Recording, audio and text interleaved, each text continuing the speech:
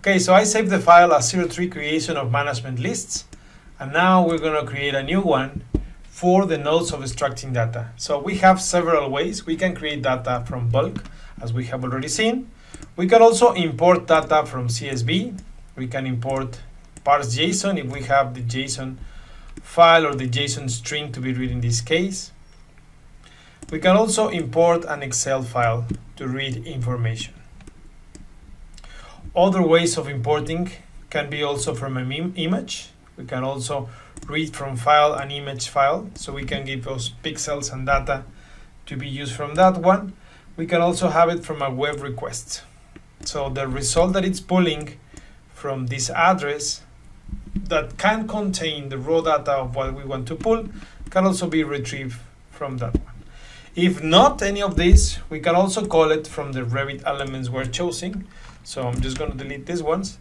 And the Revit extraction methods are on the selection tab. Those methods will help us to get all elements of category, all elements of type, depending if we're looking for types for category elements or we're looking for generic elements in the Revit database. We can also do it by a select model element or by selecting particular settings. So for this to become a little less abstract, let's just try with the category elements. We can organize data by picking a category we already have. So in this case, structural columns. It's pulling from that connection all elements in the file, and different to the data that it's just basic, when we pick an element, the element will have other components such as the ID and the class elements or the class properties that they are behaving. So we can read those by opening the Revit elements element. And from that we can look some other things such as parameters.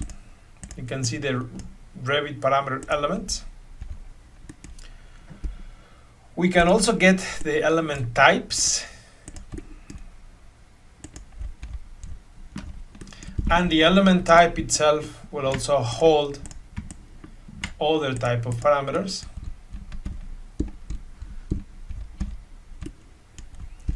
So that if we're looking for something in particular, we can run it and select it. So if we want to extract something different, so we don't know which other types of families we have or we other elements, we can call them from the selection of elements, get all elements of type, and we can use the element types to do the selection. So we can have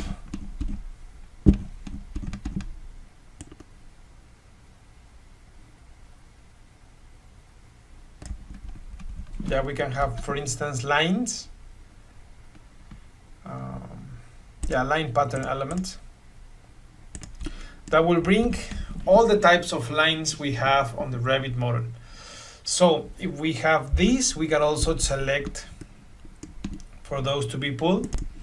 Another one that can be useful is all elements of family type, because family types can also be pulled from the element themselves. So let's say each of the ones that are already on a library can be called. We have a concrete rectangular beam family.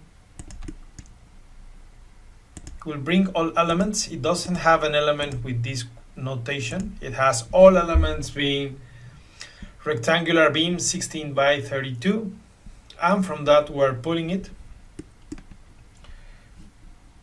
so that from these elements we can create a specific selection of the properties we want to cover.